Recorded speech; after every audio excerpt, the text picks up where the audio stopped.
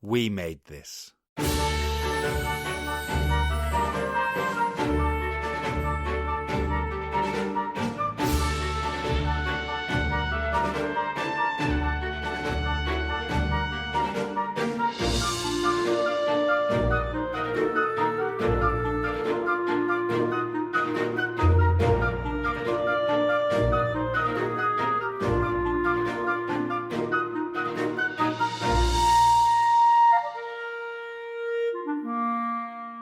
Hello and welcome back everyone to a podcast devoted to the sounds of cinema and discussion about them between the notes, which is where we come in.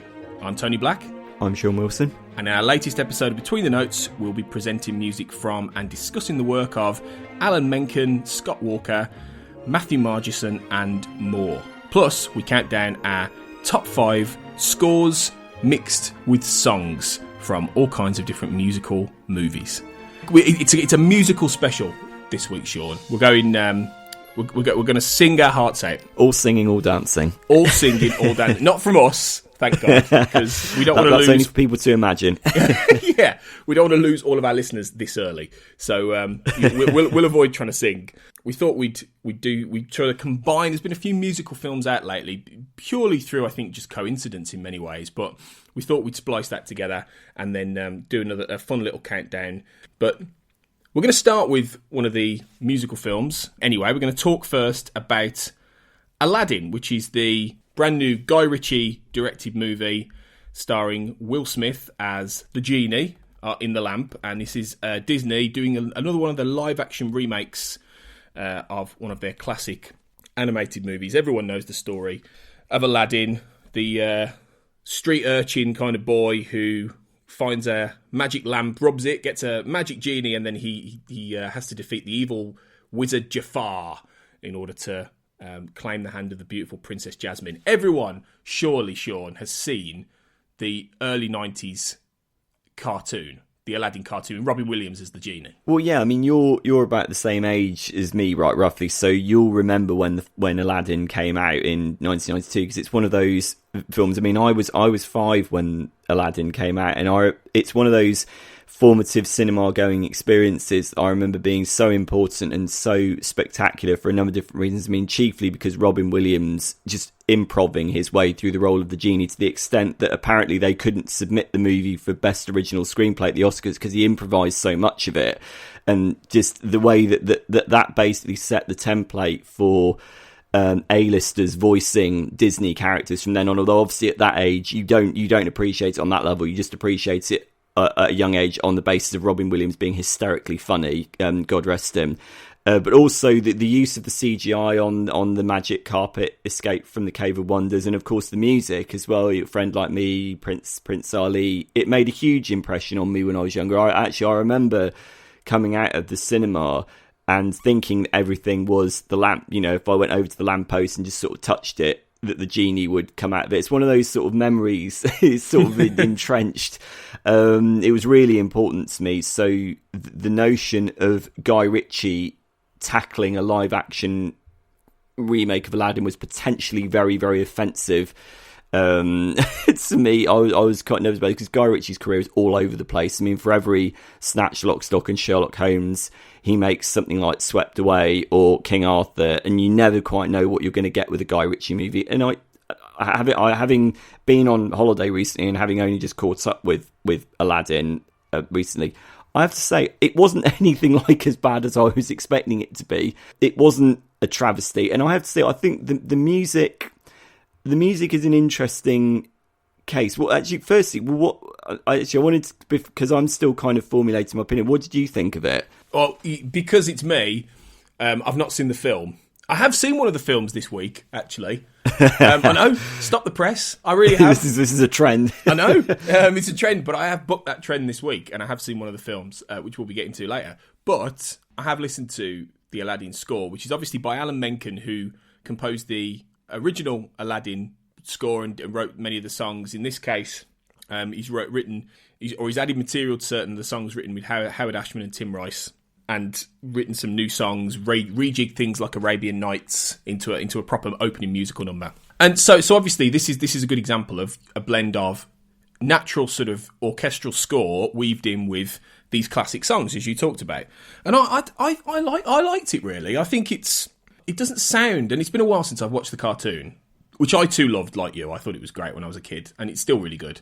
I didn't really feel like it did much different, really. You know, it's very much sort of feels like it's playing in the same wheelhouse, and it was very predictable, but in a good way, I'd say. I mean, Alan Menken did Beauty and the Beast a few years ago, and he did the music for that. And again, it was on a similar sort of trajectory in many ways. It was sort of building off the back of the Disney cartoon musically. So I don't know. I mean, listening to it, I thought, yeah, this fits. It's got a lot of the Arabian, themes weaved into it. It's got a whole new world which runs through a fair bit of it, as a motif, which builds up to the, obviously the whole new world is the classic song, isn't it? It's the big one from Aladdin, really, on the magic carpet and everything. So yeah, I did enjoy it, really, but I think I don't know. I mean, do you think it's one of those that would work a little bit better with the film entangled with the music, with the actual songs, things like that? Well, again, you've kind of hit on the main issue here is that that both the soundtrack and the film are coasting on nostalgia, and you hit on the point that it doesn't sound radically different from the original. Therefore, I suppose the biggest argument and the biggest problem one could present is what's the point of all of this? But I think when you see it in the context of the film, particularly when you see Will Smith as the genie, that's of course been shrouded in controversy, the idea of blue-skinned Will Smith taking over Robin Williams as the genie, which was such an iconic role for Robin Williams.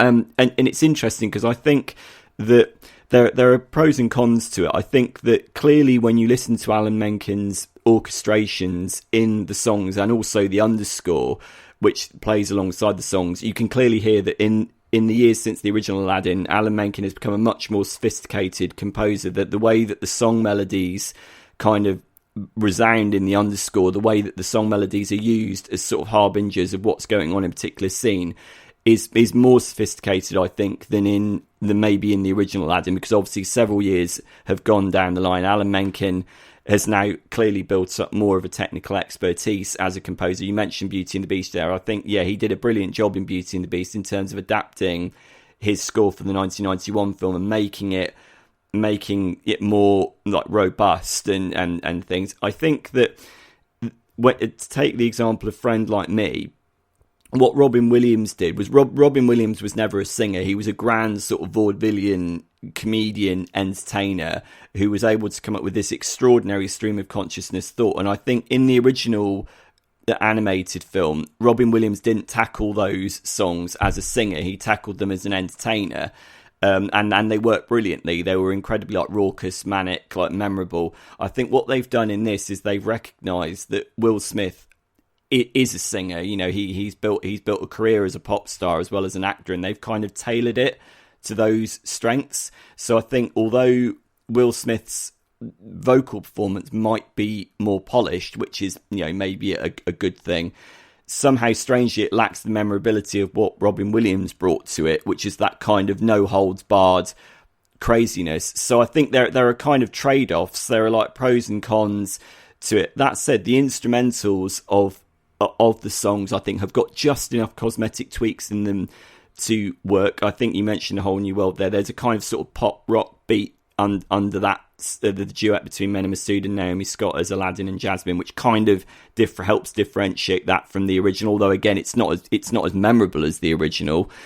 I think sometimes it's a little bit troubling when you've got things like Prince Ali, which does sound like a straight rehash of the brilliant song from the original. So it's kind of in this hinterland really between wanting to establish itself as a new entity and being beholden to an original which is so iconic and so overwhelmingly loved by everybody that both the soundtrack and the movie feel quite trepidatious in terms of stepping out of the sandpit.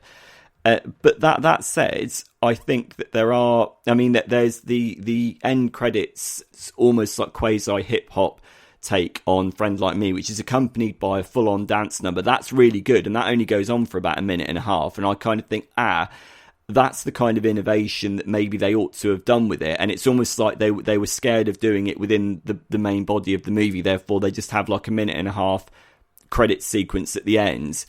That little bit is where Will Smith, I think, gets to put more of a stamp on those songs. It's almost like they were holding back in the film itself. I think maybe in terms of the score, I mean, I think it's interesting with Alan Menken because in the case of Aladdin, as was always the case with the original movie, the songs completely overshadowed the score.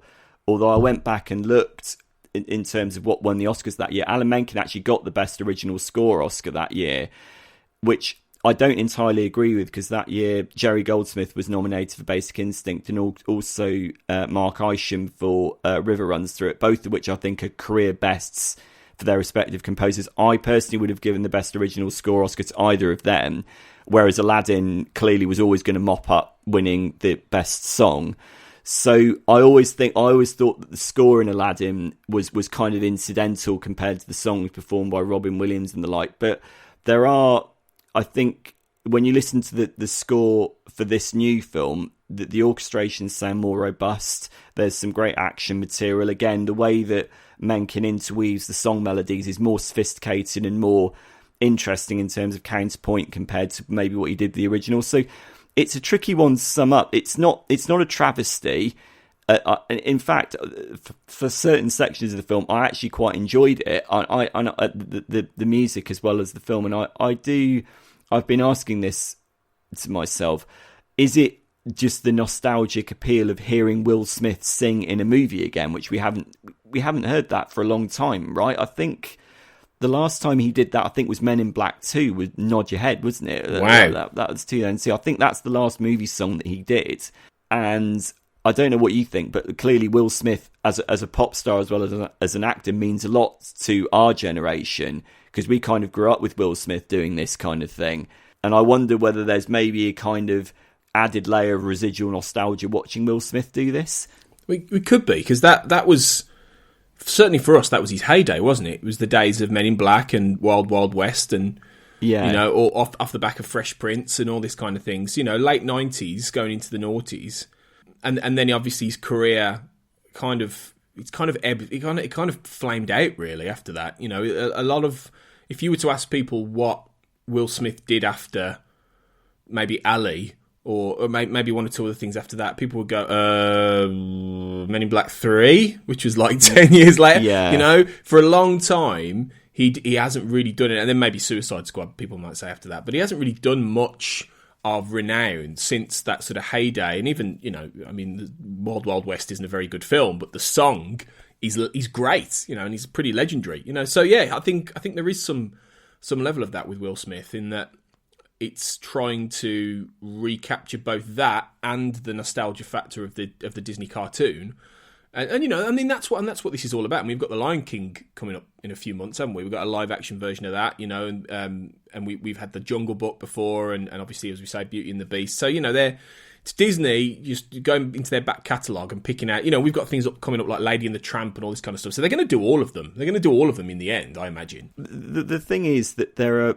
I thought The Jungle Book worked brilliantly. I thought the Jungle Book was worthy of reinvention, because what Jon Favreau did with that was he applied the darker stylings of Rudyard Kipling's stories with the family-friendly nature of the original Disney animation. I thought that worked really well. I thought Beauty and the Beast felt pretty redundant. I wasn't a huge fan of that. But again, I think that's because I feel, as a youngster, Beauty and the Beast, the cartoon, meant more to me than The Jungle Book did. I know that might be sacrilege to some people. It's been the same for me, yeah. Yeah, I think Beauty and the Beast was pretty much near perfect, whereas I never thought The Jungle Book, the animated version, ever was that perfect. I thought it was kind of lacking in story and things. And again, Aladdin to go back to Aladdin, it's timeless, and there isn't much to improve on, either in terms of the soundtrack or in terms of the movie. And it kind of puts Alan Menken in this strange position. It's kind of like, well, how they've brought me back to do the soundtrack for this new movie. How can I improve on what was already pretty robust the first time round? I think that in terms of, I mean, Alan Menken was very, very important to our generation. I mean, you kind of emerged with Howard Ashman, who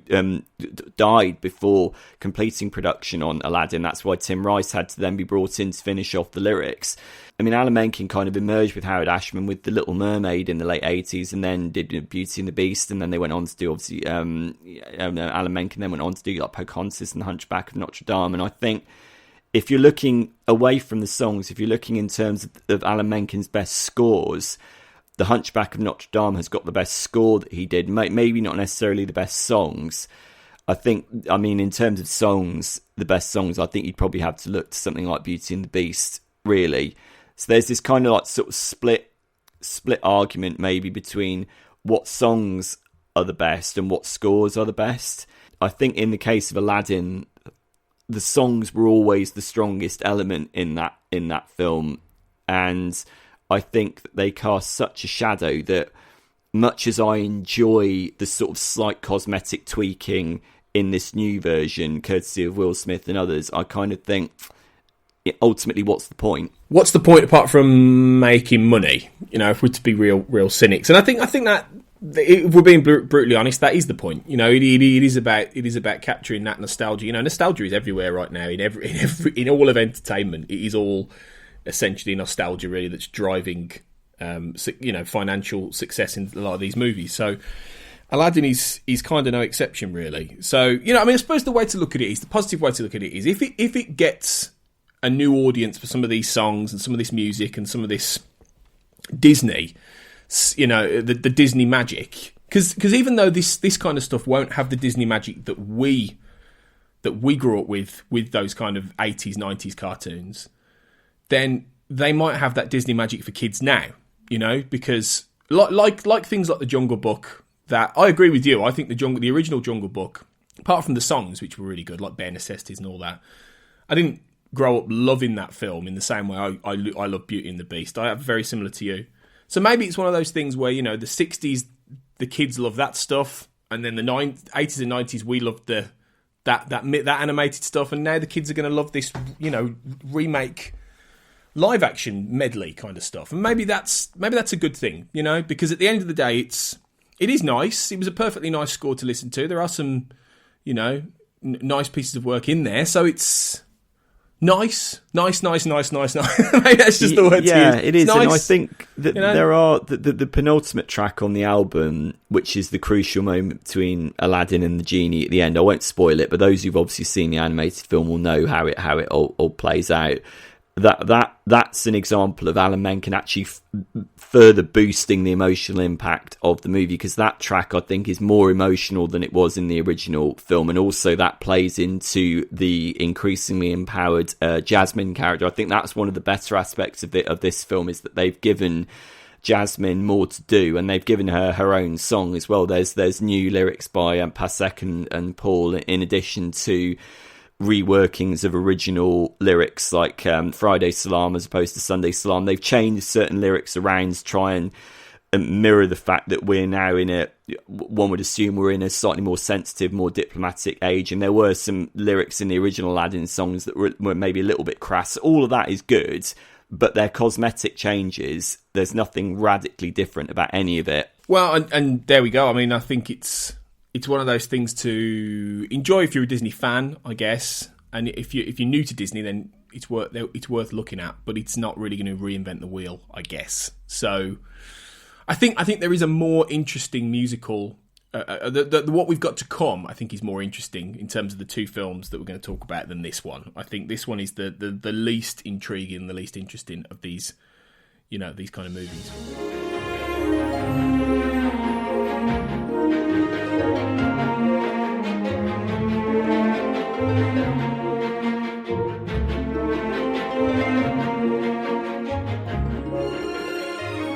So that's Aladdin. Okay, so we're going to move on and do our little top five for this one. We're doing a special top five. Now, for this, it was a fairly broad sort of remit, in that we said, let's do our top five films that have a sort of a fusion of orchestral score, or score in general, and actual songs with lyrics, which opens the field quite open, because you could either cover musicals, that could cover, straight up action dramas, whatever, with songs in them with lyrics. So it's not necessarily top 5 musicals as such. So it's quite a broad remit. So we've got a few interesting different choices here. So Sean, why don't you kick us off with what you would consider? We'll do, as usual, we'll do 5 to 3, and then we'll talk about another film, and then we'll do our top 2. So Sean, what's your number 5 choice? I've chosen Purple Rain by Prince, which is, again, this was actually quite an interesting challenge. When you said this to me, I thought, oh, that's interesting. The idea of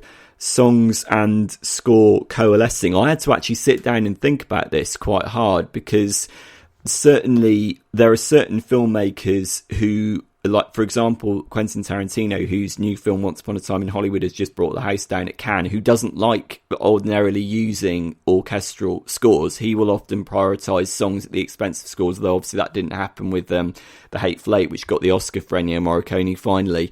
So it's actually quite an interesting challenge trying to find films that effectively play off songs and score together. But I've gone for Purple Rain because it is just, it's iconic, isn't it? It's the 1984 movie in which Prince starred, the first film to feature his band, The Revolution, and I believe it was the last, just looking it up now, it was the last movie to win the song score Oscar, so it's quite historic in that sense.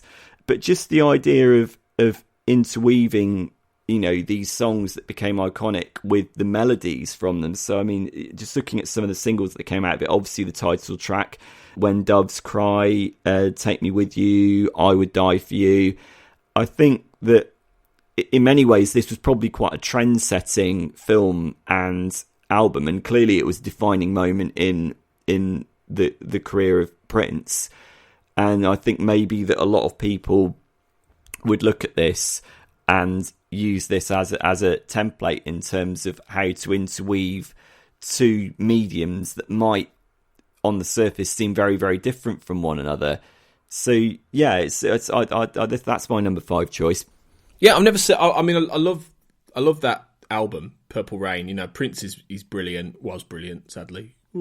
But, yeah. Too soon. Too soon. Way too soon. And yeah, the album's great. And that title track is brilliant. But I've never seen the film, so it's one I should really go back and dig out, to be honest, because it's the film's really, really good and the music works brilliantly in it. Okay, I'm gonna dig that out and have a look, because you can't beat a bit of Prince. So interesting one. My number 5, I've got a bit more straight laced really with my number 5, and we talked about this earlier in the year. And this one is a musical ultimately, and I think, to be honest, more of my choices probably are, because it was a difficult one. You said this was a difficult one to pick out, really, because it is quite varied. So I've gone for Mary Poppins Returns, and the reason I've gone for this, which obviously came out last Christmas, sequel to Mary Poppins, was because I think it was one of the best recent examples of having a film with brilliant songs in them, but also a really brilliant score by Mark Shaman, which was nominated for one of the Oscars this year. And I'm not sad it lost, because Black Panther won. So I can't. That's an amazing score. So I'm really happy that it won that. So I'm not sad it lost, but I would have been equally happy in an alternate universe if Mark Shaman won the Oscar for that, because it was just a great score that did that. It did what great scores do when they have actual songs with lyrics in them, in that it seamlessly sort of bled the two together. And when you had a particular scene, whether it's the dad of the family being sad, it would weave in his song, or it would have a particular theme for Mary Poppins and all this kind of thing. And the original Mary Poppins does that as well in many ways.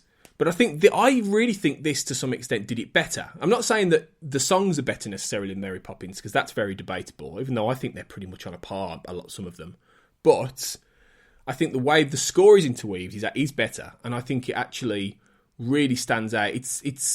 I could listen to the score itself quite happily on its own, separate from the actual songs, and you don't always get that with a musical. I think that's a good musical anyway. You know, you're more inclined to listen to the actual songs with lyrics, whereas this, I could just as easily listen to the score. Yeah, I think it's a great choice. I think Mark Scheinman has been such a wonderful composer for such a long time now. He's got such a wonderfully warm musical personality. You think of scores like The American President and things, but he's also a brilliant lyricist. I mean, South Park, the musical, like Blame Canada and everything, he's brilliant at this. He was an inspired choice to write the songs and the score for Mary Poppins Returns. Yeah, I completely agree. I love the way that the song melodies are used in the underscore, like the way that the Can You Imagine That song, which is like the bonding moment between Mary and the kids, that really becomes the theme that recurs the most in a way. That kind of becomes the binding ingredient together. Yeah, I think I thought it was wonderful, actually. Yeah, it's a shame he didn't win the Oscar, but yeah, strong choice. Yeah, love it. Your number 4 then, Sean, what have you gone for? So I've gone for William Shakespeare's Romeo and Juliet, as in the Baz Luhrmann soundtrack. Ooh, yeah. Which is, of course, I mean, again, we're talking about sort of defining 1990s movies for our generation. I mean, this was one of them, wasn't it? I mean, it's just, when you just start to come to the age where you have to trudge through Shakespeare at school, and then along comes Baz Luhrmann with this kind of kinetic, sort of spaghetti western infused stylings, and it kind of reinvigorates the material for a younger audience, but not in a cynical way, in a way that actually works. And a lot of that is down to the music. I mean, the music is unbelievably varied. I mean, on the soundtrack, you've got things from like the Cranberries, you've got the Desiree Kissing You song, and all of that. It's very, very eclectic, and while also weirdly serving the themes of the play, which is kind of strange. It doesn't disrespect the play at all, which is an admirable thing when you apply contemporary stylings to something that is so revered without actually undermining it. I think fair play. I'm not a massive fan of Baz Luhrmann in general, but I think this is one of the few films in which he got it right. Yeah. And then, of course, you've got the score, the BAFTA-winning score by Craig Armstrong, who went on to do the likes of Love Actually and The Incredible Hulk for Marvel, and Craig Armstrong and Ellie Hooper, and just the lovely. I mean, Craig Armstrong's adaptation of the Desiree song is stunningly beautiful. The string arrangements in that are lovely, but there's lots of other things going on in the score as well. There's lots of, again, there's the spaghetti western stylistics going on, and the way all of this kind of interlocks together, it should be, very schizophrenic and all over the place, but it isn't. It works brilliantly, and it all adds up to the experience of watching the movie. And Craig Armstrong is so underrated, and I'm really glad that Baz Luhrmann has maintained the relationship with him across the likes of, The Great Gatsby and so on. Yeah, I think this is a terrific example of how to interweave songs and score together. It's really good. I mean, I struggled with Romeo. I struggled with Romeo and Juliet at school because I had to do that as well. And I remember suffering the Zeffirelli film from '68. Oh my God, that was the dullest thing I think I've ever seen in my life. And now I hear other adults, like people who teach English now, who I know, who go, "Oh, that's an amazing film." I was like, "No, it's not." I'm like, to this day, I'm like, "No, I refuse to believe this." I'm not. Maybe I should watch it as an adult because I don't know. It probably is very artful and well done and everything like that. But oh my God, I'll never forgive it. I will never forgive it for what it did to me at school. But then the Baz Luhrmann one, I railed against that because this was in the phase where Leonardo DiCaprio was annoyingly attractive to girls. I mean, he still is, to be fair. Yeah, but given his age, yeah. I don't mind now because he's middle-aged and he's actually a really good actor and he does really great films that I really like. Whereas here, this Titanic, I hated him. I hated him like we all hated Take That because all the girls loved Take That and Boyzone.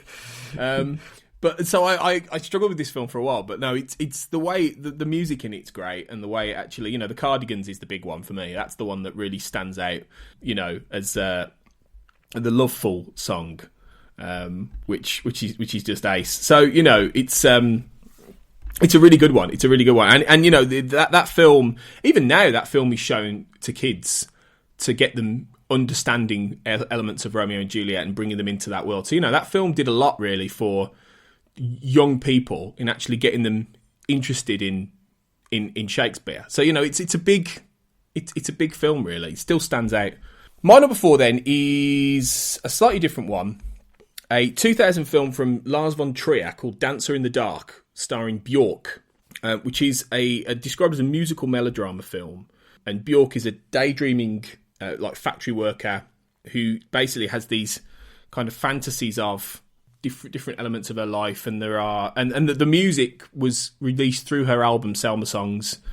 It's got stuff from Rodgers and Hammerstein from The Sound of Music in there, and it's this really unusual. Tom York from Radiohead writes in it as well and performs. It's a really unusual score to I saw the film years ago. It was quite a strange film, but it's got a mix of Björk singing, actual orchestral stuff, which is really beautiful. Particularly one track called New World, which I remember hearing for the first time. Do you remember in the old days when you had magazines like Empire and Total Film giving you away CDs with tracks on there? Oh yeah, then they were always like sort of sellotape to the front cover. Yeah, sellotape to the front cover, and they'd have things on there like they'd have a bit of Ennio Morricone from Once Upon a Time in America, and they'd have various different things like that. The Usual Suspects, yeah, that kind of thing. And they had New World from Dancer in the Dark, and that was the first. So this would be around the time of 2000s. This is about 20 years ago nearly. And I listened to that, and it was beautiful. I was like, wow, what is this? And it always stuck with me. It's a gorgeous track on a really interesting album. So it's one that's always stuck with me. And the film is kind of that blend between musical and drama. And obviously, typically through the Lars von Trier trend, it's quite dogme and all this kind of stuff, digital cameras and things like that. So it's. Have you seen this film, or have you heard the score, Sean? I haven't seen the film and I haven't heard the score. I'm aware of it. I'm aware of the film in as much as Lars von Trier's reputation precedes him, as does Björk's. From what I understand, Björk didn't have a pleasant experience working on the movie. I haven't actually seen it, so maybe I need to go and track this down, because Lars von Trier uses music in very interesting and provocative ways in his films. It is provocative. It is unusual. It's quite left field, so yeah, give it a try. Give it a try, because there is some beautiful stuff on there, and there's obviously a lot of ambient stuff and a lot of there's quite electronic stuff on there. So it's a really interesting mix, Dancer in the Dark. So I recommend checking it out. Really. All right, finally then, what's your 3 for this little segment, Sean? What's your number 3? Rather fittingly, to go back to Disney, it is The Lion King. There we go. There we go. As in the collaboration between Hans Zimmer, Elton John, who will appear later on in this episode, and Tim Rice. Just, I mean, you talk about generation-defining films. We've already spoken about Romeo and Juliet and Aladdin. When The Lion King came out in 1994, so I was 7. How old would you have been when The Lion King came out? I was 12. So you're 12. So I dare say you remember it as much as me. The films didn't get bigger than The Lion King in 1994. Well, at that age, anyway. Obviously, there were other films out for older audiences. There was the likes of Pulp Fiction and Forrest Gump and everything. But if you were a kid, if you were a youngster in 1994, The Lion King was it. It was kind of like the Titanic of its day. And a lot of that was down to the music. I mean, a lot's been said about how the movie is basically a rerun of Hamlet with lions, which again does kind of stand up. And I think it was the first film I'd seen at that age which was so unashamedly grown up in terms of dealing with someone being ostracised, the death of a parent. I'd never really seen anything like that in a film like that before, and it was very, very grown up and very emotional and very powerful, and the music is responsible for at least 50% of that impact, I would say. Hans Zimmer won the Oscar for the score, deservedly so. I know we've spoken a lot about Hans Zimmer on this podcast, about how I'm not a fan of probably Hans Zimmer from about 2005 onwards. He has done great scores in the last 10 to 15 years, but for me, Hans Zimmer was at his most vital from about the mid to late 80s when he first emerged in Hollywood through to the sort of late 90s, early 2000s. And so clearly, The Lion King falls right in the middle of that era. And it's one of his defining scores. I mean, it's beautiful. And I think it shows that Hans Zimmer can do more than just bombast and noise. He can really play on the heartstrings. He really gets into the African landscape. There's the famous track like This Land, which is the Mufasa Simba conversation, everything the light touches is our kingdom. Like, that bit of music is just really spiritual and really beautiful. And then of course you've got the songs which sit alongside the score brilliantly, like Circle of Life, which has got Lebo M, Can You Feel the Love Tonight? I Just Can't Wait to Be King. In fact, I think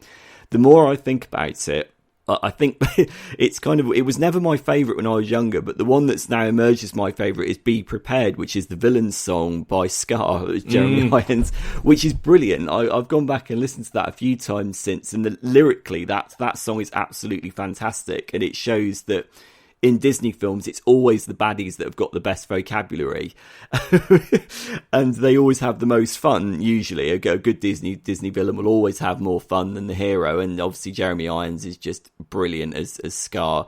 And I'm really curious to know what Chiwetel Ejiofor is going to do in the remake. As indeed, I'm very curious to know what Hans Zimmer, Elton John, and Tim Rice are going to do in the remake, because they're all back, and I wonder if it's going to be a similar kind of situation whereby there really isn't much to improve upon in terms of the original. I mean, as I understand it, I think there are going to be some new songs in this remake that they've come up with.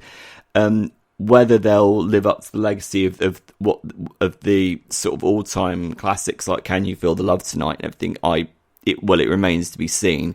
But I think if you're looking in terms of the complete package, in terms of a Disney soundtrack, in terms of what melds song and score together, it's pretty much perfect, I'd say.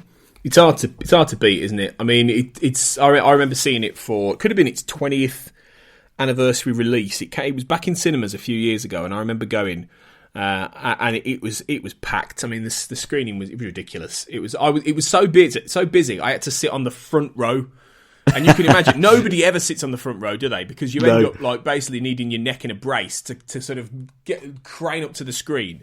It's crazy, but like it was so huge, and those songs are amazing. So it will be interesting to see. I think it will be a similar story to Aladdin in the sense they won't reinvent the wheel. Really, I think they'll just maybe add some new stuff, jazz it up a bit, but I think that they'll understand that people will want to go and hear Can You Feel the Love Tonight and all this kind of stuff again, and have that experience again with the live action. So, we'll see if it works as well or better than Aladdin, really. But it's a good one. I'm sure we'll cover that later on in the year and between the notes, but we'll get there.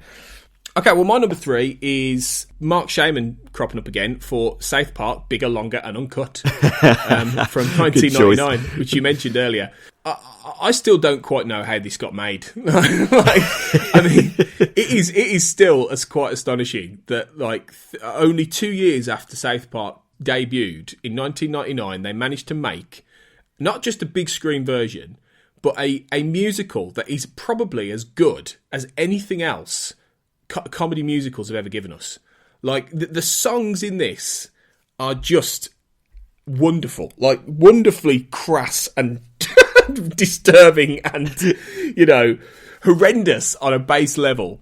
But man, there are so many of them I know like inside out. And I remember when I was 17 when this came out, and I remember this was all we were singing like when I was in sixth form for like months. Just things like, what would Brian Boitano do, and I've never seen a man eat so many chicken wings, all that kind of thing.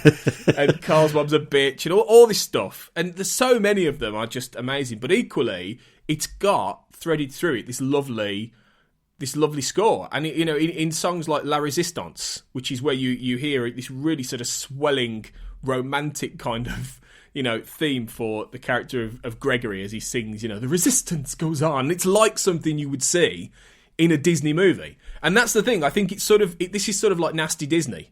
It's, it takes all that Disneyfication and it puts it through a blender, and it has an amazing sort of raising musical number with a gay Satan in hell, having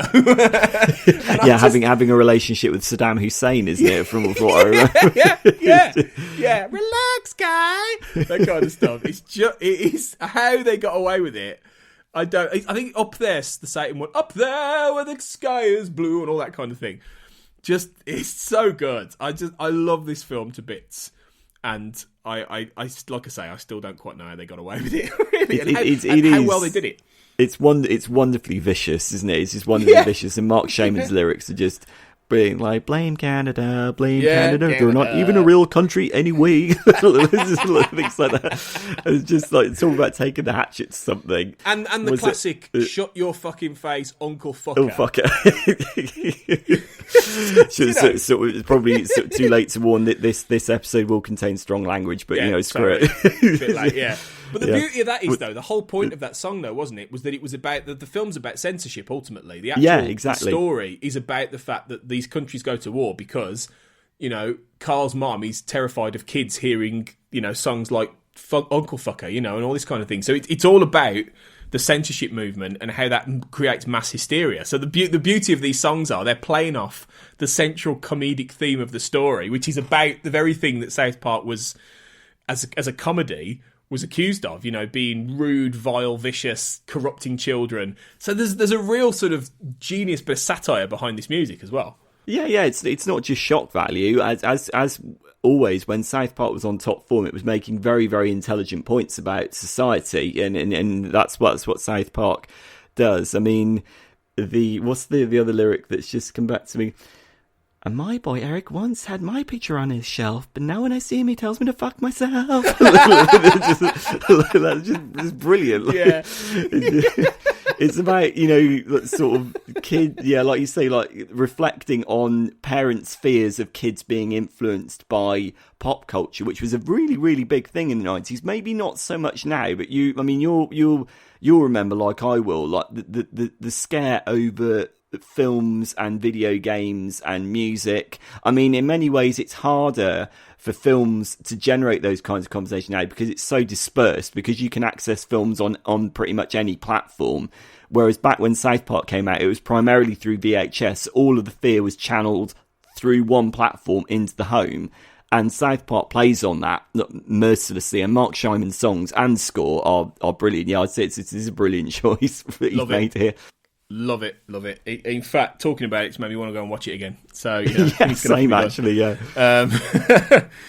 Okay, so that's our first 3 of our top 5. So we'll come back for numbers 1 and 2 a little bit later in the show.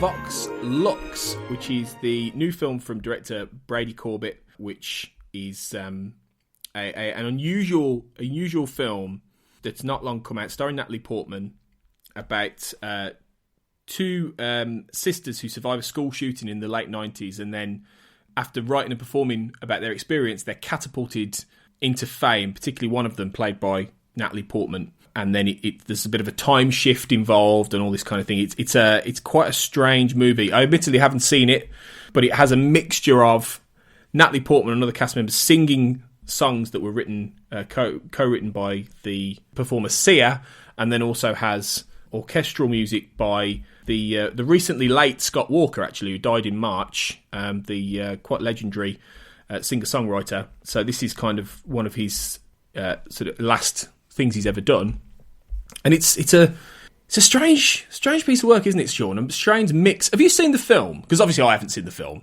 This isn't the one I have seen. This is the one I haven't seen. So what?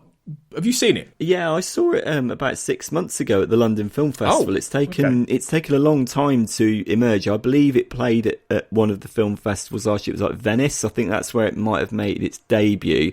But it's taken a long time to come out over here. It's not hard to see why. I mean, it's a very eccentric, strange film. I mean, Brady Corbett made Childhood of a Leader, which was scored by Scott Walker as well. That had a very it was an odd film, and it had an incredibly strident, turbulent, dark, terrifying score from Scott Walker that was very, very striking. That was actually one of my favourite scores of that year.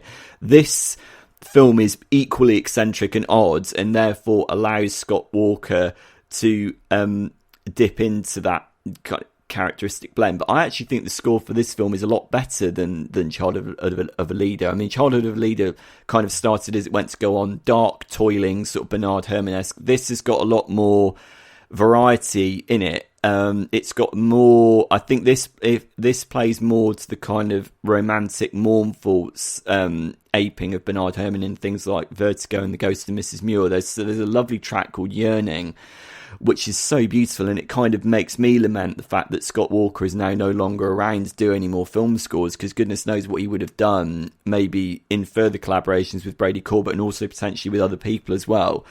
There's more variety in this score than I think there was in Childhood of a Leader, and I think that, I mean, it is a peculiar movie. I mean, you start off with Raffi Cassidy from Tomorrowland as the younger version of the character, who then turns into Natalie Portman, and she survives the school shooting. And the movie makes gestures about how the political context in the background of a given moment might help inform somebody's character. So she survives a school shooting, and then there is also a moment where 9/11 happens in the background. You hear the conversation about 9/11. So there's like, the movie tries to interweave kind of political disillusionment with personal disillusionment, which then results in this monstrous sort of diva played by Natalie Portman, who is kind of like Lady Gaga and Madonna gone to seed. She appears in the final third of the movie. Natalie Portman is brilliant in it. It's a really quite vicious, like, splenetic performance. And of course, what that means is that the movie, as you say, allows for Sia to come out with these songs that reinforce the themes of the movie. The fact that growing up, the sort of the nature of celebrity culture and things. And Natalie Portman, as far as I'm aware, does her own singing and does it very, very well. And I think that the songs complement the somewhat more melancholy, furtive nature of Scott Walker's score very, very well. They sit alongside each other.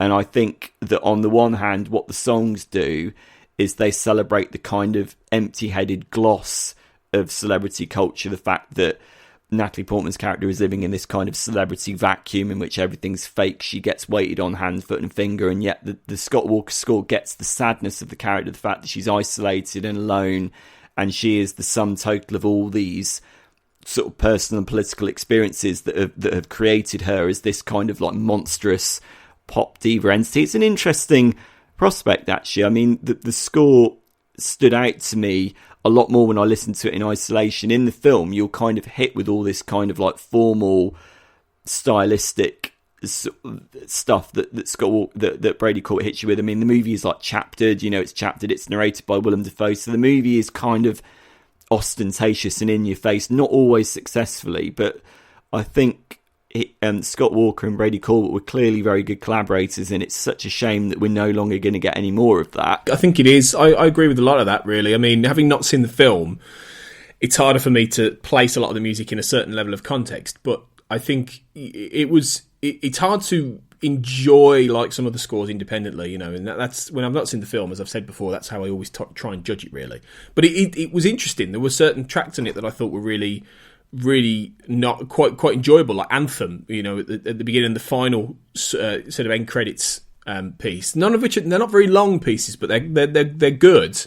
And that's it kind of reminded me, the whole piece, sort of like in its own way, like a fusion of Jackie, which also starred Natalie Portman, and bits of like Johnny Greenwood's Phantom Thread score.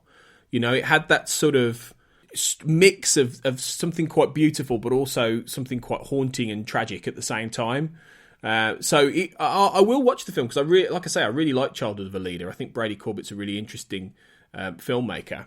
So I will watch Vox Lux when it drops on streaming somewhere. So it'll be interesting to see what I make of it. But it is sad about Scott Walker, definitely. I thought, as soon as I saw that he died, I was a bit like, oh wow, okay, that's a shame, because he had done, obviously he was well known for his his actual songwriting music and things like that, but especially you can go as far back to the 60s, in his heyday. But yeah, he could have had a real sort of rebirth in his later years as a film score composer. So that's a shame. But yeah, I'm interested. I'm very interested to watch it and listen to it. Actually, I think the Johnny Greenwood comparison that you made is excellent. I think, I think the more I think about it, the more I think, it does owe a debt to maybe the more elegiac moods of Johnny Greenwood, actually. But yeah, I mean, some of the songs, the Wrapped Up, which is the song that opens the album, which has got this kind of mournful yet defiant rhythm and beat. It's performed by Natalie Portman. Produced by Sire. It's really good. Actually, it's a good album, and I think it sums up the contradictory nature of watching the film. I will absolutely check this one out. Vox Lux from Scott Walker, which is now available on Columbia Records. So do check this one out. It's interesting.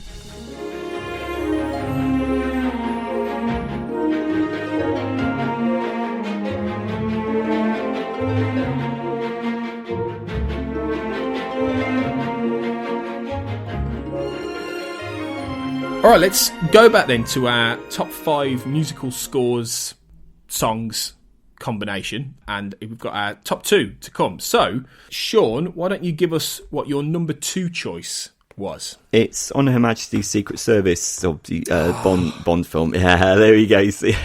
Love it.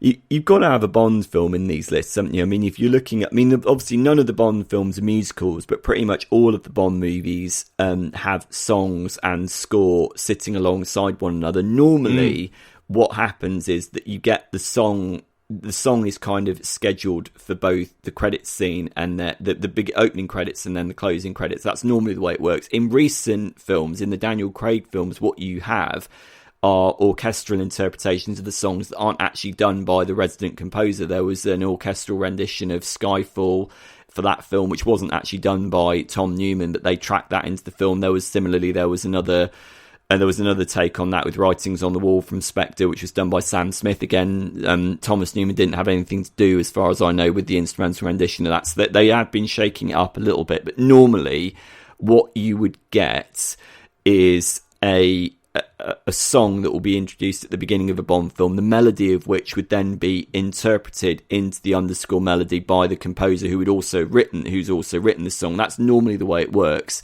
And John Barry was the absolute past master of that. I think the Bond movies, I'm sure you'd agree with me, the Bond movies lost something when he stopped doing them. Yeah. He was so brilliant at coming up with... he obviously came out of jazz, he came out of pop. John Barry had an extraordinary rhythmic and melodic sensibility, and he parlayed that into the Bond movies, and the earworming nature of the songs that he came up with was really quite remarkable. That's not to say all of them were particularly good. I think The Man with the Golden Gun was a bit of a low point. Yeah. He's got a powerful weapon. He charges $1 million a shot. Maybe not the best. It's just when you think about it, yeah. It's not great. I would love to have known what the original choice Alice Cooper would have done with that rather than Lulu. Anyway, that's kind of incidental. Interesting. I'm almost going to contradict myself here, because On Her Majesty's Secret Service is obviously an impossible title to translate into a vocal sung performance. So what John Barry did instead was he came up with an instrumental opening theme, which is then threaded throughout the rest of the score. And I say this is the best Bond score by far for me. Opinion may be divided on the film. I think the film is terrific, and I think George Lazenby is actually better as Bond than many people give him credit for. It's just frustrating that he thought Bond was going to die out at the end of the 1960s, and therefore he only did one film. That was a very, very stupid thing for him to do. I actually think he's pretty decent as Bond, but I think the vast majority of the reason why this film works is John Barry's score is so cool. It's the use of the Moog synthesizer with the brass in that opening theme, which is then threaded into the underscore, and then of course to link it to the song aspect of what we're talking about, we have All the Time in the World by Louis Armstrong, which was the final song that Louis Armstrong ever recorded, and you can hear it in his voice that he's on his last legs, but it gives it that lovely bittersweet quality.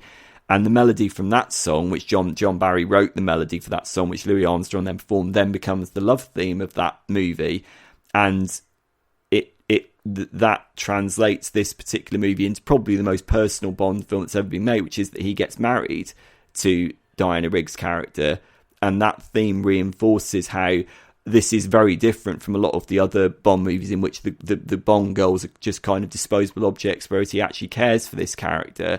And it's an example of how both the song and its accompanying score melody give it more emotional depth. And I think that for that reason, it's the best Bond soundtrack by far. And I think, if not quite the very best Bond film, it's close. it's very close. It's better than people give it credit for. Yeah, I mean, I agree with a lot of that, really. I don't think it's the best Bond film, but I think it's the best Bond score. Yeah, definitely. I mean, you'll know this, but obviously a lot of people won't.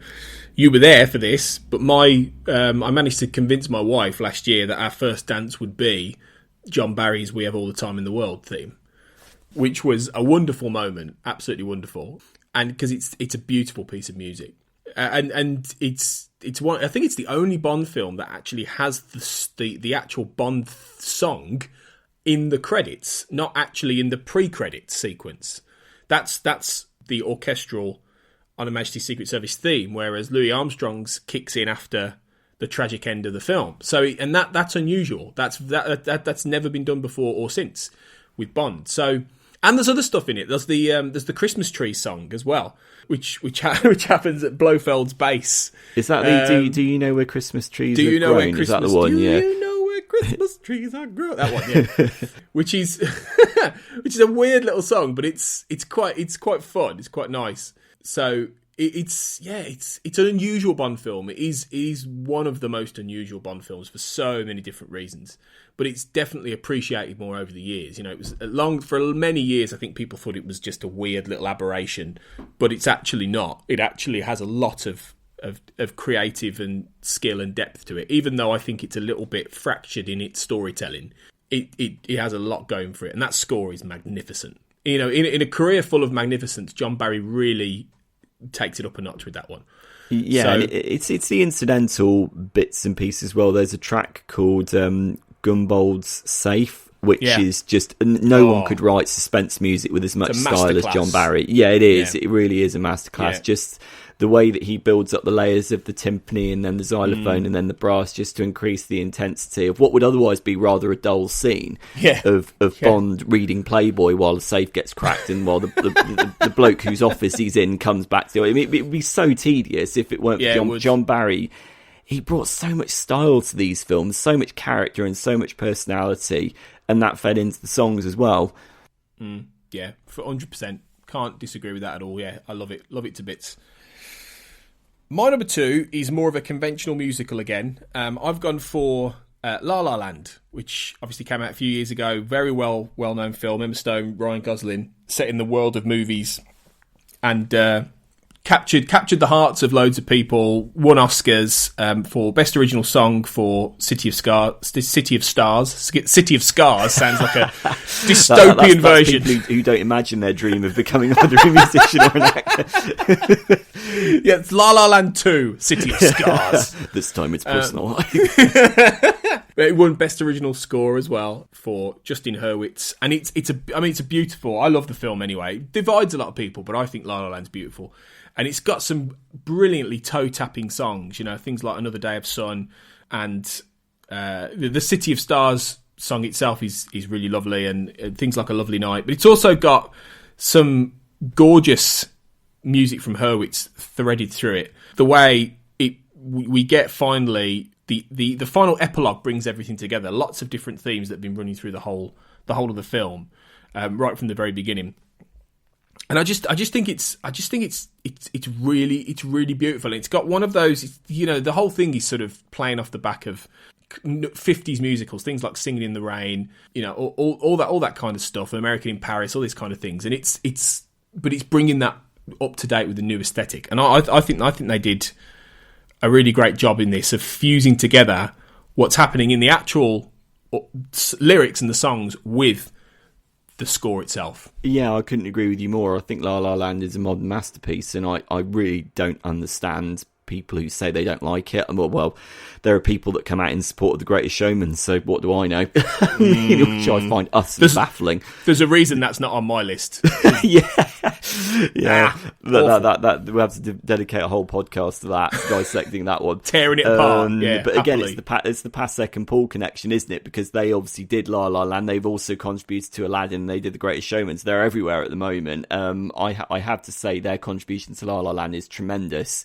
And yeah, I can't agree more with you about the balletic way that the songs and Justin Hurwitz's score interact in this movie. I think it's beautiful. It's luminous. That's the word. It's so rich and full of life's contradictions, from absolute joy to that almost daring note of bittersweet sadness at the end. The idea that at the end, that life doesn't resolve itself with a neat bow, but what you've got to do is you've got to take the kind of sadness and the sort of joyful memories kind of hand in hand. You've got to kind of reconcile the fact that, you know, your life might not play out in the way you want, but at least you've got those memories which will sustain you. And the score plays into that. There's the Justin Hurwitz's score is really beautiful. And yeah, the songs are, I mean, you start off with that Another Day of Sun with that choreographed scene where they're all dancing on the cars on the Los Angeles freeway. I mean, I remember seeing that at the London Film Festival thinking, blimey, that's an astonishingly technically accomplished scene. And it only gets better and better from there. You know, you've got like the City of Stars, Oh What a Lovely Night, the tap dancing scene. You can quite clearly see that Damien Chazelle, the director, and Justin Hurwitz's influences are so clearly on display. I spoke to Justin Hurwitz about his score for First Man, which was the other Damien Chazelle film, the one about Neil Armstrong landing on the moon, and he said that, yeah, they bonded at college over a love of musicals like The Umbrellas of Cherbourg, and that if that transmits through the La La Land score, then it's done its job. And I think, yeah, you can't deny that it does its job magnificently well. It does. I will always say about La La Land, the bit that for me, that what I witnessed when we saw it at the cinema was how, you know, you mentioned at the end the bittersweet moment. I've rarely ever felt an entire audience hold their breath like they did at that moment. It was palpable. You could feel it in that cinema, and it was packed. And there was not one person looking at their phone, chewing, chomping, talking, whispering. It was silent, and everyone was holding their breath, and it was amazing. And I've rarely come across that in anything else. So I think that's one of the testaments to La La Land, and the music at that point sort of stops, and everything sort of stops for that moment, and it's brilliant. So I think that film is very. I think it's very misunderstood by some people, which is a shame. It is, yeah, and you're right. That last little bit, you get that when Ryan Gosling is sat at the piano with his head down and Emma Stone is about to walk out. You get there's a few notes of I can't quite remember what melody it is. It might be City of Stars, or it might be Oh What a Lovely Night. Yeah, one of them. Yeah, and there's an interval, and then you just get one, I think, note that's held at the end as they kind of look at each other. It's a very wise score. It's a score that's very, like the film, the score is very aware of life's contradictions and sadnesses and joyful moments. And yeah, and the music reinforces to the audience that, oh, okay, you know, the music is saying to the audience, you know, lots of you might end up going on this journey like these characters, and you've got to just go kind of roll with it. I think La La Land is a tremendous choice. Actually, it's wonderful. It's a lovely film.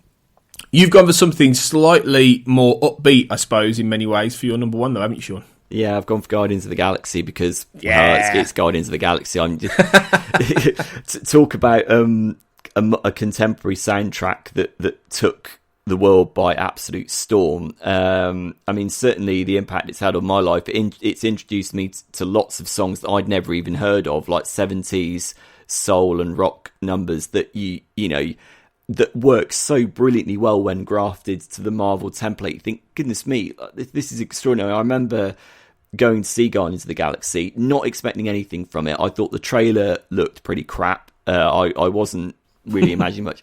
As soon as Chris Pratt started dancing to Redbone, Come and Get Your Love at the beginning, I was like, okay, I had a massive smile on my face thinking, okay, this is not going to be like any Marvel film we've had before, is it? And it wasn't. And a lot of that was because it plays like a kind of jukebox musical. For a start, you've got the likes of like David Bowie and 10cc, I'm Not in Love, and the way that it foregrounds those songs without ever being too self-conscious about it. I mean, obviously there is an emotional reason for why those songs are so present in the narrative because of Peter Quill, Chris Pratt's character's memories of his mother. So it's not just shoehorning in songs for the sake of it. It kind of reminded me of a lot of the ways in which great directors like Quentin Tarantino will find a good reason to use a song in a scene and will let it play out in its entirety.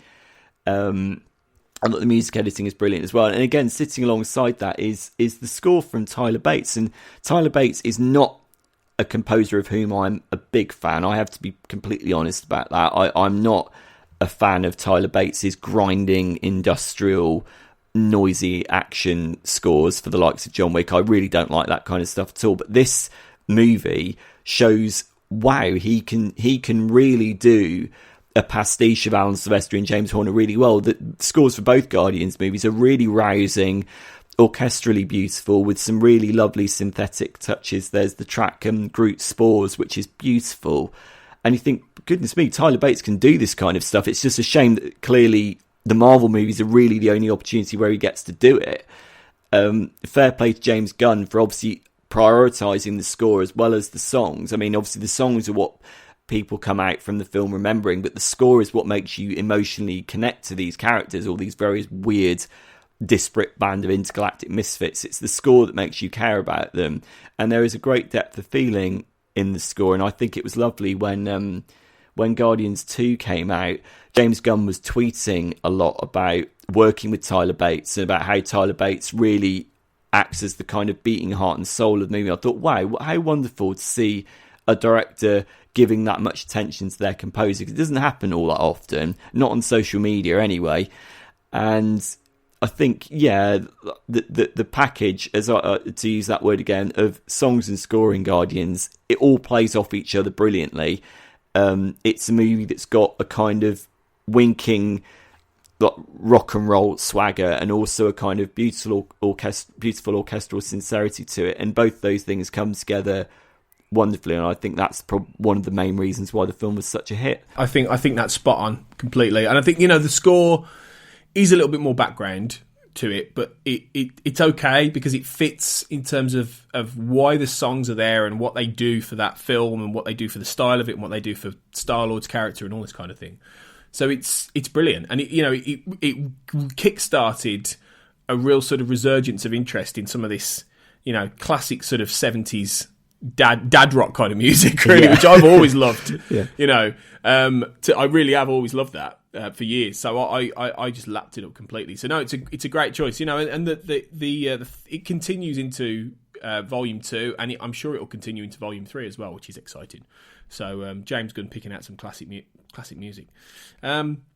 Okay, so for my number one, I've gone for I suppose another fairly standard one, which lots of people love, and I've gone for The Muppet Christmas Carol. Good choice. Which is what could be the best Christmas movie ever. It's certainly one of them, and obviously it's got the songs which, you know, almost everybody knows. You know, all the beautiful songs running through it. Particularly like When Love Is Gone, which is, you know, just gorgeous. Oh, that's lovely, yeah. The Love We Found as well at the end and all this kind of thing. So, but it's also got a really good score running through it by Miles Goodman, which, again, it's again another one of those films that where the score complements the songs very nicely, but it never really intrudes. And it's the musical numbers you know and love that really stand out. But I came late to this. I didn't watch The Muppet Christmas Carol until might be about 10 years ago. So it was very late for me. I didn't watch it at the time, and I didn't really watch it growing up. But I'm gutted at that because I think I would have it would have been even more special to me had I been a kid. 92 this came out, same year as Aladdin, so I would have been 10 years old. But yeah, it's one I think if you've got children, get them onto it as quick as you can. Really, get this in them because it's wonderful. It's just wonderful, and it blends the two things perfectly. It does, yeah, you're right. This was actually one of the films that I grew up with. Yeah, I had this on VHS, and I think it's probably my first exposure to Michael Caine, actually. I mean, certainly at the age of 5, I don't think I would have seen Michael Caine in very much else. And yeah, the songs are lovely. I mean, again, you talk about the obviously it being the Muppets, it's very cheeky and very irreverent, and yet also there is a very, very deep underlying respect for Charles Dickens' source material, which I think that's a very difficult thing to pull off. The idea of this is a Muppet movie, it's got to be funny, it's got to be irreverent and zany, and yet also there is that, because A Christmas Carol is a very dark story and it's very melancholy, and I think the songs and also the score do a very good job of sort of acting as both a Muppet movie and also championing those very somber undercurrents of the original story as well. Again, the mixture could be very haphazard, but I think it works. It works wonderfully. I mean, trying to think back from when I watched this when I was younger, if you're thinking in terms of Miles Goodman's score, the bit that probably stands out to me is the Ghost of Christmas Yet to Come, which is at the end, which is really terrifying when you're a kid. It manifests as this kind of like cloaked figure. And I remember the score in that moment strikes a very, very gothic, brooding note, which probably makes this the dark. I mean, because the nature of the story to which it's grafted, this makes it the darkest Muppet movie that's been made. Because the nature of the themes of Charles Dickens are inescapable, and it's actually pretty loyal. The movie is actually, ironically enough, probably one of the most loyal adaptations of A Christmas Carol that's been made. Yeah. And I think fair play to them. It's clearly made by people who have a very, very deep, abiding love of the source material. In addition to their commitment to making it a very, very funny Muppet film as well. Yeah, I think it's a lovely choice. It's such a nice choice. We can even talk about it out of season, which is really great. Yeah. I'm breaking the code here of talking Christmas songs outside of December, but hell, who cares? Yeah, it's great. So there's a bunch of different. I think we've over our top fives. There's a good 10 albums there to go and check out that do this blend, this medley of score and song. Really well. So a little bit of listening homework for you there, guys. So get on it.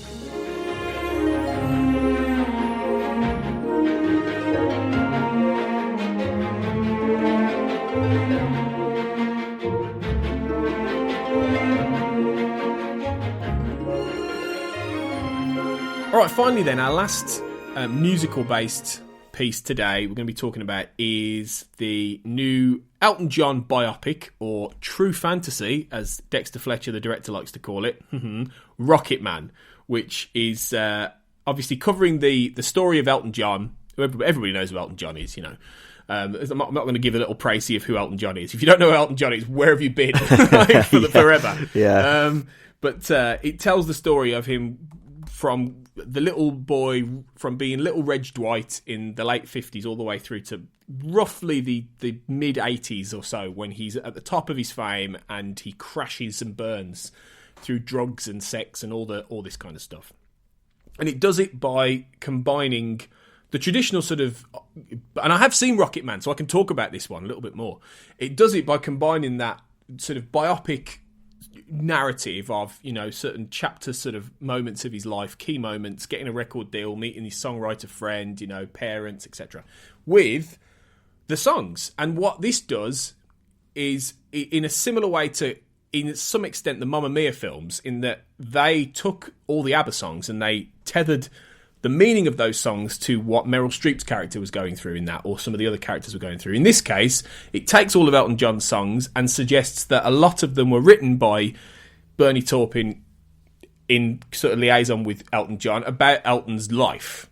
It has things like, I'm Still Standing, which is a rousing sort of combating thing to rehab, and it has Saturday Night's All Right for Fighting when he's performing in a pub, and then it becomes like a carnival punch up, all this kind of thing. So it's doing the two, and it's sort of doing it in a kind of slightly hyper-real fantasy way. But then at the same time, you've got a score underneath it by Matthew Margeson, who also scored several other films for... Well, he scored Eddie the Eagle for Dexter Fletcher, and he's been involved with producer Matthew Vaughn with the Kingsman films and things like this. So he's part of that little family.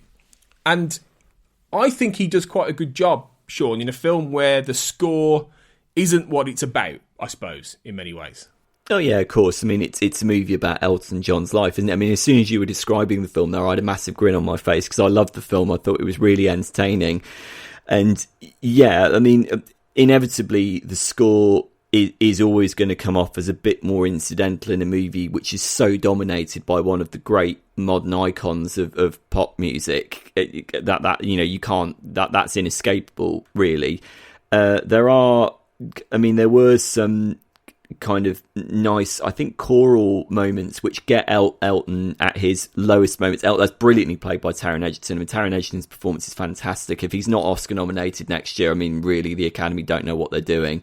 And there were some nice sort of subdued moments which could kind of calm everything down in between the songs. But of course, it is all about the songs at the end of the day. I do think the songs and score play off each other pretty well, but it is all about the songs. And I think that, unlike Bohemian Rhapsody, which I hated, it was like kind of a abbreviated Wikipedia entry of a movie that just did not illuminate anything about its central subject whatsoever. I think what this film does brilliantly is it uses the songs to get under the skin of the central character and to expose the sort of strengths and also neuroses and flaws of Elton John. And I think it's very, very honest. The movie is bracingly honest in a way that Bohemian Rhapsody wasn't about its central subject. And I know I've read an interview with Elton John wrote a piece for The Guardian in which he said he found certain scenes of the film very, very hard to watch, and that he started crying 20 minutes in, even during the sort of introductory scenes. And I think there's a reason for that. Is because the way that the film uses the songs, these sort of reworked versions of the songs, is brilliant, and it communicates a lot of emotional information about Elton John. You've got, for example, Tiny Dancer, which is actually that's one of my favourite songs of all time. That's actually more incidental in the film than I was perhaps kind of expecting, because they've made a great big noise about Taron Egerton performing that live with Elton John, which he has done several times, and it's brilliant. But in the film, it's kind of interesting because what it's doing is that when Taron Egerton performs that in the film, it's suggesting that he's becoming more isolated from Bernie Taupin, played by Jamie Bell. Like that Bernie Taupin is kind of going off with this other woman, and Elton John they've both just come to LA. Elton John doesn't know whether he's going to fit in, and this kind of presages his descent into sort of sex and drugs and sort of mania and madness and everything. That was interesting. But certain other bits, I mean, the bit during Crocodile Rock when he levitates from the piano and then the audience starts to levitate as well, that was one of those spine-tingling, transcendent moments in which I was like grinning from ear to ear. I thought that is just brilliant. Just what the movie is doing is it's capturing the euphoria of John's music, and it's doing it in a brilliantly visual way. Full credit to Dexter Fletcher and the choreographers. Again, you mentioned the Saturday Night's All Right for Fighting there, which is kind of almost becomes a sort of coming of age thing in it, because he starts performing that as a young kid at the piano, obviously too young to drink, and then through the process of that choreographed sequence, it shows that he has now become a kind of teenager, sort of accustomed to the nature of like, it's sort of, you know, the rough and ready nature of being in a pub performing. So there's a lot of information is communicated, I think, in a very, very, very sophisticated, very clever and very witty way. I mean, I mean, maybe you can help with this. The scene with I'm Still Standing, which is Taron Egerton as Elton John grafted onto the sort of retro footage. Was that, I haven't seen the video for I'm Still Standing for such a long time. Was that basically the original video just with Taron Egerton sort of pasted into it? I think so, yeah. I think, because I was thinking that at the time. I was thinking, is it the actual? It looks like it, because it looks very, unless it was very well recreated. Yeah. To me, it looks like intentionally that they've grafted him in, and it's like a wink. Because all through the film, they make a big point of it not being. It's not Taron Egerton being, you know, lip syncing. No, you know, it is very much every song being sung here is being sung by him or by, you know, anyone else involved. It is him. Whereas and up right until the very end. So I think it's that little nod of combining the two at the very end, and then in the credits, I think then Elton takes over and you get a little bit of the original stuff. So it was a good choice. I mean, I think as a film, it's at its best when it is in the middle of the songs. I think really I found it struggled, for me sometimes it struggled a little bit when it wasn't, when the music wasn't on screen. You know, I think some of the characters were quite cliched, some of the performances were a little bit off, some of the writing wasn't particularly brilliant when it wasn't, you know, the musical numbers. But you know, the central Bernie and Elton combination is great. It's a really nicely observed relationship, and Taron Egerton is brilliant. There's absolutely no question about that. I mean, he does more than a caricature of Elton John. He does an actual, real performance of that person. But it is at its best when it's about the music, which is probably appropriate. Yeah, I mean, the movie. What I took away from the film was it's a love story between Elton and Bernie, ultimately a platonic love story. But that's what it is, and I think that, you know, that kind of carries you through. One of the interesting things, I do agree with you that it does conform to a lot of rock biopic cliches. I mean, it follows that kind of standard trajectory, and it rise to fame, descent, and then redemption at the end. I mean, it does fall victim to that, not in as glib or as facile a way as Bohemian Rhapsody does. And Lord alone knows, Bohemian Rhapsody took appalling liberties with the way it reorganised certain events in Freddie Mercury's life. Whereas what this does, I think quite brilliantly, what Rocketman does brilliantly, is that it removes the songs from their original context and applies them to other contexts. You mentioned this earlier, and I think that gives the movie a kind of liberating, like, fantasy feel. It's like there are coded messages and meanings within the songs that can be applied to different settings, and that frees the movie up, and it stops the movie being this kind of idiotic, like, blow by blow, unbelievably shallow account, which is what I think sank Bohemian Rhapsody really badly. One of the things that I thought was interesting in Rocketman was that when you get the freewheeling musical sequences with this remarkable choreography, I thought the choreography and design was really well done. The end of those sequences often comes very abruptly, and it leaves you as disoriented as Elton John himself does, because very often it will cut back to him and he won't know where he is. Like, there's a scene, I think, after Rocketman plays, it cuts to him on an aeroplane, and he's all of a sudden completely disoriented, and he's completely doesn't understand what Bernie Taupin, who's sitting opposite him, has been saying to him. And you kind of get that sense that the music is kind of an escape from, like, the messiness of reality. And then as soon as the music stops, you come back down to reality with a bump, which presumably is what he must have felt during his heights of, like, sort of sex, drug-fueled mania. And I thought the movie brought that across very well. I'm assuming that was a deliberate decision. I mean, that's one of the things that I took away from it. Yeah, I think there's probably a lot of truth to that, really. I enjoyed it. I thought it was a good film. I think it does a nice fusion. I like the way Margeson actually does manage to, bring the Rocketman, that central Rocketman theme into it at various points without it being too on the nose. But I think that it's it's a fairly standard biopic. They tried to sell it as something a bit different, but it's kind of not really. It's sort of a mixture of Eddie the Eagle and Mamma Mia, if you want to look at it from a purely perspective of how it's structured and how it works. But it's good. It's very good. I did enjoy it, and I think it's I think it could have been a bit more. I think it could have been a bit more savage. I think it could have. I think there are certain things that they skip over or they touch on, and I think had Elton John not been so heavily involved, I think it could have been a little bit more. Ultimately, you want to root for him, and he's a bit of a folk hero in it, which is what Taron Egerton does. He plays folk heroes. I mean, I thought that he did come across as quite unpleasant for, like, the vast swathes of the movie, uncompromisingly so. And I thought, well, yeah, I mean, there are sanitized aspects of it, and yeah, I agree with you. I would have liked the movie to have been more unconventional. I would have liked more of the movie to have been purely carried by the choreographed sequences like Saturday Night's All Right Fighting, rather than sort of intercutting those moments with the standard dialogue scenes in which you get the descent into drugs and everything. So yeah, I do agree with you on that sense. I think that it's the way that again, like I said, the way that those songs become the escape from the nightmare of the life that he was living, and yet also they were kind of fueling it as well. So there's a kind of cyclical quality to the way the music was both liberating him and yet also destroying him at the same time. And how does he redeem himself for that? Yeah, I loved it. Yeah, good. No, that's good. I did enjoy it, definitely. So yeah, Rocketman is out now, and you'll definitely have a good time with the songs, particularly because they're still brilliant. They're still brilliantly written. They're still really enjoyable. So yeah, it's one to check out for sure.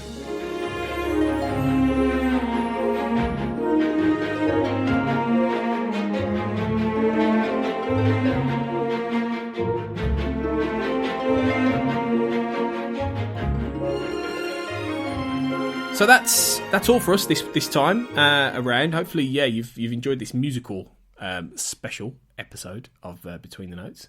We're going to be back soon for another special episode. We're going to focus on Godzilla King of the Monsters, monster movies, and a very special interview with none other than Bear McCreary, that you conducted, Sean, recently. Oh, he was about Godzilla. Awesome. He was so much fun to talk to. He is such an enthusiastic nerd. Yeah, I can't wait for everyone to hear that. Oh, excellent. It's going to be good. It's going to be a good one to hear. So yeah, tune in very soon, guys, when we'll be doing a monster movie special episode, much like our musical one. So we'll be back in no time at all for more film score fun. So until then, we hope you've enjoyed listening. We hope you enjoy listening to stuff, and we'll see you next time on Between the Notes. Between the Notes is produced and edited by Tony Black, who hosts alongside Sean Wilson. You can find Tony on Twitter at AJBlackWriter and Sean on Twitter at Seano22. You can find Between the Notes on Twitter at BTW_notes, on iTunes, your podcast app of choice, on Spotify, Stitcher, and on Spreaker, where the show is part of the We Made This podcast network. For more podcasts all about TV, film, books, music, and popular culture in general, you can find We Made This on Facebook and on Twitter at We Made This Pod. Thanks for listening.